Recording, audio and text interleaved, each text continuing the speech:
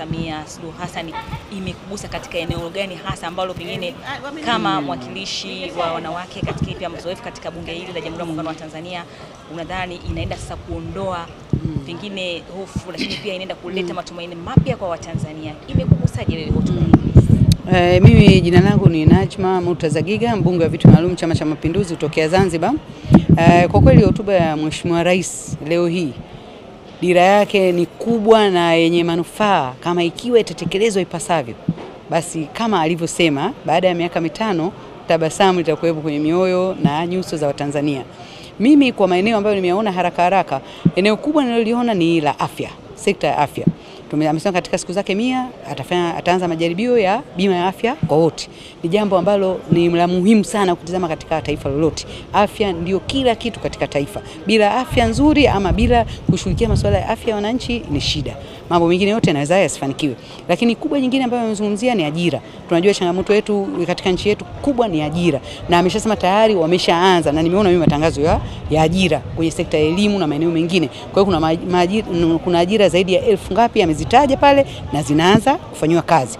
Lakini mbali na hilo amezidi kuboresha katika sekta ya vijana, kwa sababu anajua kabisa nguvu kazi ya taifa letu ni vijana kwa leo na kesho.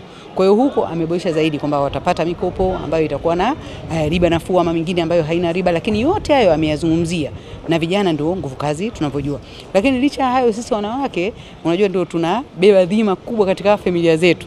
Alipotaja barabara za vijijini, mimi nikaanza kufurahia pale, pamoja na kwamba mimi siko kijijini, lakini najua wenzangu wanaotoka kijijini wanateseka vipi. Kwa hiyo ili waweze kufanya maisha yao yawe bora zaidi, zile njia za vijijini zitapokuwa rahisi, wakulima watapata manufaa yao, lakini wafugaji watapata manufaa yao kusafisha vifaa vyao wanataka kwenda. Kwa hiyo mambo yatakwenda kwa vizuri.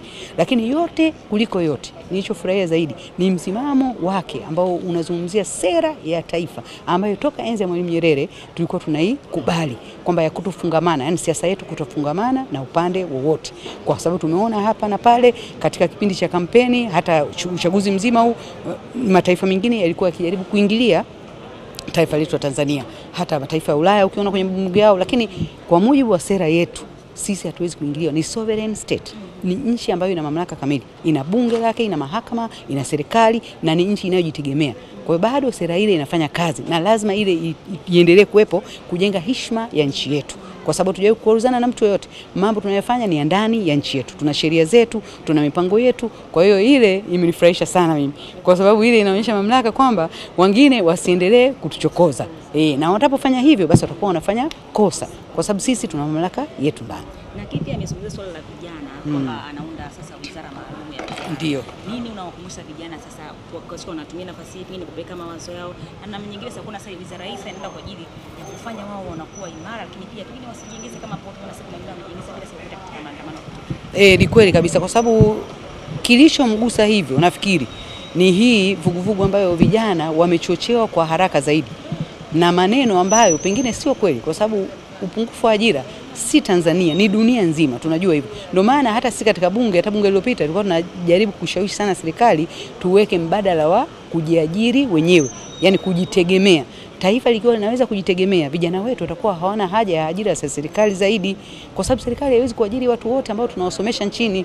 Lakini tutapokuwa na uwezo wa kujitegemea, na hasa sasa hivi ikiwa wizara inaundwa ya vijana sasa pekee, kwa maana inajitegemea. Kwa hiyo hapo vijana sasa wakae mkao mzuri, kwa sababu dhamira sasa ya rais imeonyesha moja kwa moja kwamba anaenda kuwalenga vijana ili kuondosha hizo changamoto ambazo muda mrefu tumekuwa tunazipigia kelele. Kwa hiyo tutapokuwa na wizara ya vijana kama wizara, ina maana itakuwa na waziri wake, naibu wake, lakini itakuwa na watu wote, watumishi, makatibu wakuu. Kwa hiyo ina maana hao sasa watashughulikiwa ni vijana. Kwa hiyo dhamira yote alizungumza ya jumla kuhusiana na masuala ya ajira, ya utulivu na amani, itakwenda kufanya kazi kwenye wizara ya vijana.